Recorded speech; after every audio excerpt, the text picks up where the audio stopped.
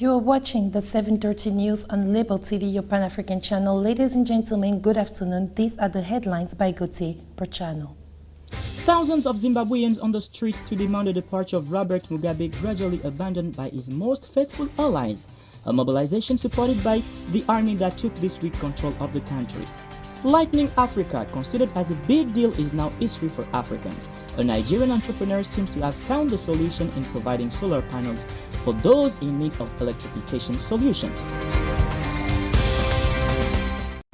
Today, November 18, 2017, welcome to the 7:30 on Label TV, your Pan-African channel. We open right now with the refusal by the French justice system to hear the former Chief of Defense Staff regarding to investigation on the French Army's responsibilities during the Rwandan genocide of 1994 is seen by the civil party as a dismissal. Thibault Otongo Tabaga for the story. It was on October 31st last year that the Paris Court of Appeal confirmed the refusal by the investigation judge to question former Admiral Jacques Langsade and his deputy at that time, the former General Raymond Germanos. They were expected to provide explanations to the role of the French army that the association called Survie, the International Federation of Human Rights, and other civil parties accused of having knowingly abandoned the Tutsis in the hills of Bisesero between June 27th and 30th, 1994.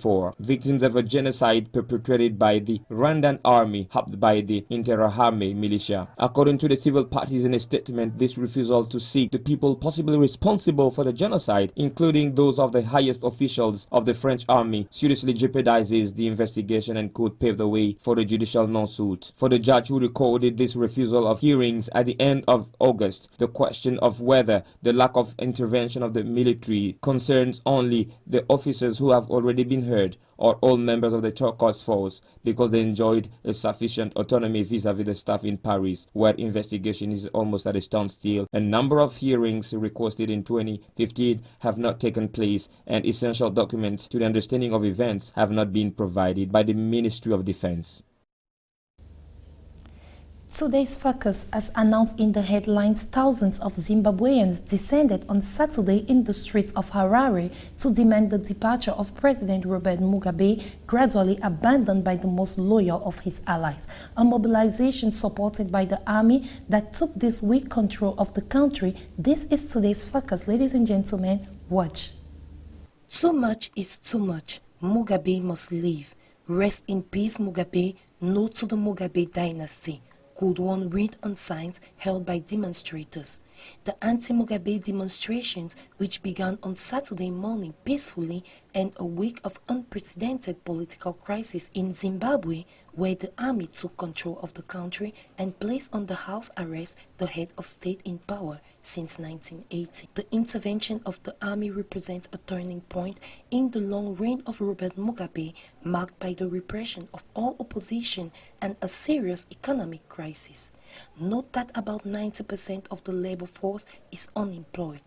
At the age of 93, the world's oldest incumbent head of state finds himself increasingly isolated, abandoned by his most valuable allies. After the army and veterans, the regional sections of the presidential party of ZANU-PF in turn dropped it Friday night and asked for his departure.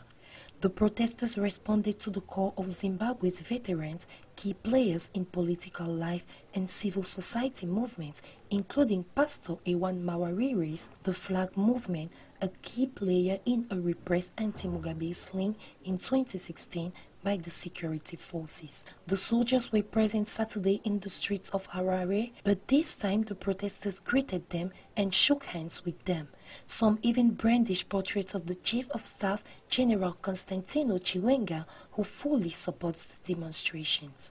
On the night of Tuesday to Wednesday, the army intervened without bloodshed in Harare in support of Emerson Mnangagwa, sacked a week earlier from his post of vice president. Also, yesterday, Friday, Robert Mugabe made his first public appearance since the military coup at the university graduation ceremony in Harare.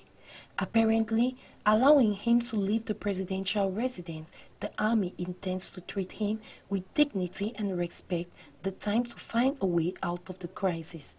With the intervention of the army, Emmerson Mnangagwa, who fled the country after his eviction, returned to Zimbabwe on Thursday. He has not yet appeared in public, but his name is circulating to take the lead of a possible political transition. Today, Saturday, protesters waved his portrait. Furthermore, now in brief and images, the DRC was not invited on Friday to the high-level meeting in Washington between the U.S. Secretary of State and 37 foreign ministers of the African continent. The latest symptom is the complex relationship between the Trump administration and Joseph Kabila's regime. Its chief diplomat, Leonard Shea Ikutundu, was not seen in the area, nor his ambassador in the U.S. capital, Francois Kuna Balumune, who is currently staying in Kinshasa. The DRC has thus been one of the major absentees from the high-level talks between the U.S. Secretary of State Rex Tillerson and 37 African foreign ministers of their representatives. The meeting was initiated by the Trump administration on the sidelines of the 5th annual strategic dialogue between the United States and the African Union, which took place the day before in Washington. It focused on economic exchanges, security and good governance in Africa. Now, 11 people, including foreign tourists, died this week in Tanzania in a crash of an aircraft of the Coastal Aviation Company on safari in East Africa. More details with Thibaut Otungu Tabaga.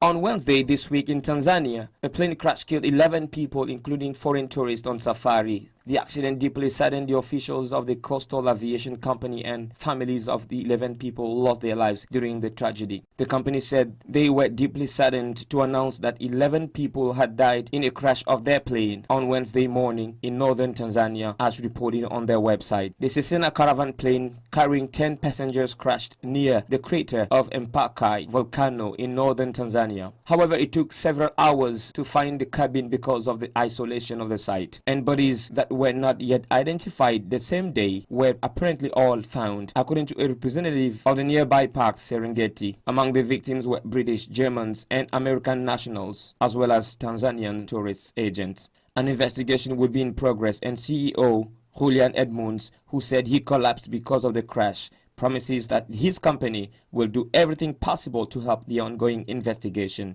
to determine the cause of the accident. From Tanzania to Benin, on a very different note, accused of having carried out activities detrimental to security and public order, the South African Stephen Blewett is ordered to leave the Beninese territory by the 24th November at latest. Listen to the story. 1 week after the opening, on November 7, of a sanctioned procedure in Benin against the local subsidiary of the South African operator MTN by the Regulatory Authority for Electronic Communications and Posts, in short ARCEP, on November 14, Benin's Ministry of Interior issued a decree directing to its Director General to leave the country. According to this document, Stephen Blewett, a former TCM trade director in Namibia who took up his post in Cotonou in August 2015, is accused of having carried out activities prejudicial to security and public order. He must have left the territory by November 24th at the latest. The granting of any residence permit is formally prohibited in its regard, specifies Article 2 of the ministerial order. To date, MTN Benin has still not received communication to this effect, said the general direction of the company in a statement widely relayed by the Beninese press. According to MTN, the government's decision is based on unfounded allegations. On a very different note, in brief and images, once more, indigenous people of Biafra, in short IPOB, raised alert ahead of today's governorship election in Anambra State today, Saturday, November 18, 2017, over plans by security agents to indict the group. The IPOB spokesperson, Emma Powerful, alleged the Army, Police and the Department of State Services, in short DSS, that IPOB had discovered a plot by the Nigerian Nigerian security agencies to plant bombs at strategic points across the state which will allegedly go off during the elections. IPOB leader Nnamdi Kanu earlier said Nigerian state calls for a referendum to determine the status of the country, otherwise no elections in the Anambra state. We move on and now we talk about education on the African continent. In September 2019, the Moroccan economic capital should host 2 new campuses, one in the city center consisting of a business school and a school of architecture, and the other in a periphery offering training in the rail and naval sectors. Watch the details. Already endowed with a campus of 27 hectares in the capital, the International University of Rabat would enrich in September 2019 new campuses in Casablanca. Discussions are underway with the Wilaya of Casablanca Citat to determine the site of establishment. We think of 2 campuses, one in the city center composed of a business school and a school of architectures, the other outside the city, said Noureddin Mouadib, president of this private-owned public university founded in 2006. The latter wishes to decline training in line with the characteristics of the Greater Casablanca employment area, including sectors related to the railway and naval sectors. Combined, these 2 sites in Casablanca could accommodate between 5,000 and 6,000 students, while the Rabat campus now has 3,400 students. And the leaders are considering the latest settlements in Marrakesh and Tangier. Recognized by the Moroccan state, the UIR is also at the forefront of applied research with 243 patents filed since its creation. Let's talk about economy now. $12.6 billion in firm commitment were made during the 2 days of talks between the Guinean government and its partners in Paris, the French capital, with the support of the IMF and the IFC, as well as the $6 billion promised by China in another framework. The funding will exceed $20 billion when Guinea hoped 14.6. Listen to the details. The objective of Alpha Condé, who came to Paris with 10 of his ministers on the 16th and 17th November to meet Guinea's bilateral and multilateral partners, was to raise $14.6 billion, the projected amount of the National Development Plan, Economic and Social Council, in short PNDES, for the period 2016-2020. $12.6 billion in firm commitments, including $7 billion from the private sector and $1.6 billion from the World Bank, and finally $1.4 billion from the Islamic Development Bank and the Arab Coordination Group had been taken during the discussions of this advisory group. To this will be added a future extended credit facility still undisclosed, which is expected to be validated in December by the IMF and the support of the International Finance Corporation, in short IFC, which is expected to communicate its commitment during the year. Also, during Alpha Condé's visit to Xiamen last September, agreements were signed with China for $6 billion. This is a total amount of more than $20 billion, according to the Guinean government, which welcomes the immense success of these meetings. The annual $3 to $3.5 billion provided by the PNDES must make it possible to finance major hydroelectric projects, some of which have already been completed, such as the Kaleta Hydroelectric Dam, the construction of road and rail infrastructures, including the Guinean part of the Conakry, Bamako, Bobo, Dioulasso Railway, as well as basic social projects. As announced in the headlines, good news for Africa. Lightening Africa is no longer a big deal, or should no longer be a big deal. A Nigerian entrepreneur seems to have found a solution in providing social panels, solar panels. Listen to Giovanni Ondamba, who tells us more. Ario Adefolarin, a Nigerian entrepreneur, is reported to enjoy sunshine almost year-round in the northern city of Yola in Nigeria. The sunshine is so dear to him as it helps offer an alternative power supply and allow him to train the youth in sustainable energy. Ario set up last year 16 solar panels and trained more than 700 people. So far, many projects have been implemented on the continent. For instance, the project Lightening Africa is reported to have provided not less than 100,000 street lamps, 1,000 solar micro generators, as well as 200,000 household electric systems. In addition, all these solutions were proposed and installed in targeted localities, creating direct and indirect jobs, mainly for local youth. Electrifying Africa is one of the challenges to be won, as many households in Africa are in need, especially in its countryside. Meanwhile, in big cities, power cuts is a serious issue that affects people's activities. Definitely, moving solar is surely the best way to enlighten Africa, since most of the countries in Africa are blessed to have a special sunshine. Time for culture. Marvin record superstar Ricardo Banks shut down River State Capital in Lagos, Nigeria to enable close-up cool breeze to host the biggest party of the Uniport to find the next big star in the Garden City in Nigeria. More details reported by Georgina Mpiga.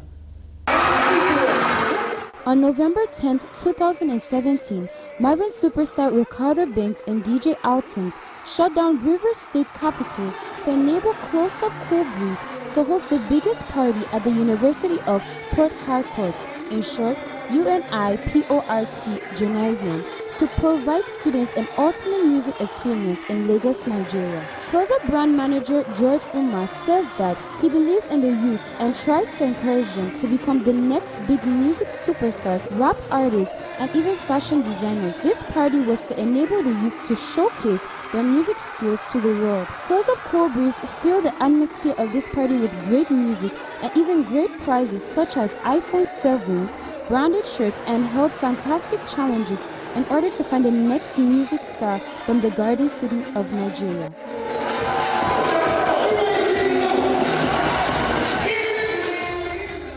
It is time for sporting news. In your newscast, the DR Congo is a land of large pool of talented players.